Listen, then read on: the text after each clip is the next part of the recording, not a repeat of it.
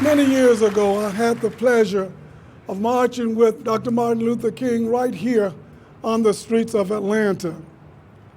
We were fighting oppression, fighting inequality in the education system.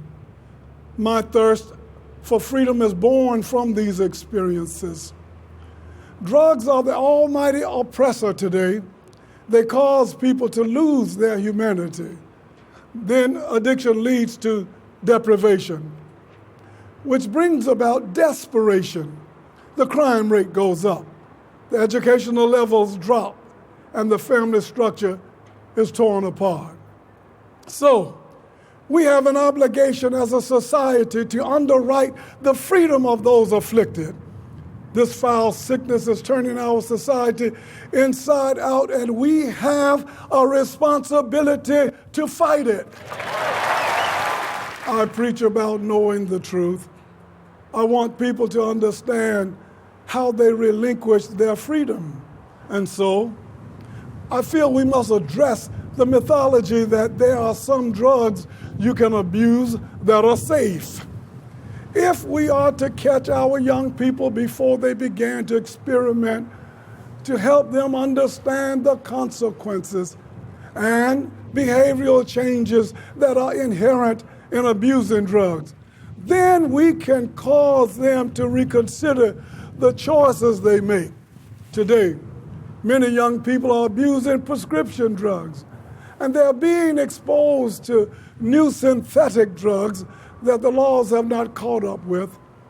It's a constant battle to get new information about those drugs that might not be as familiar as heroin or marijuana. But drug-free world spills the milk on what these harmful drugs really are. The way the truth about drugs materials are presented exposes how drugs are actually addictive and harmful. And the residual effect of distributing these materials is the awakening and empowerment of a generation. Here we are in the face of this direct affront on our society. This little kit, containing all the little booklets therein, they are directly targeted to the youth we counsel in our centers. And they have the ability to begin the conversation with our youth of reconsidering the negative behaviors prevalent in their schools and their communities, so they may look at alternative choices. We use these materials, our counselors use these materials, and you are invited to use them. The way I see it, the church has a mandate to fill a gap in this community. The narrative from the book of Matthew, chapter 25, talks of a judgment of how we deal with the stranger, with those who are hungry, those who are sick and in prison, and how we deal with those who don't have adequate shelter.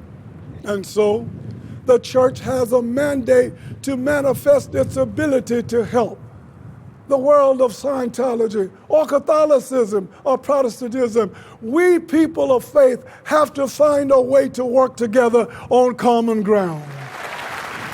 Your contribution to put this church here is most certainly a great investment for a stable society. Let's call it an important beginning of our partnership to serve the people of this city. A partnership that can take responsibility for all, and in that way we can all together enter the bright glories of tomorrow. Thank you, and God bless you.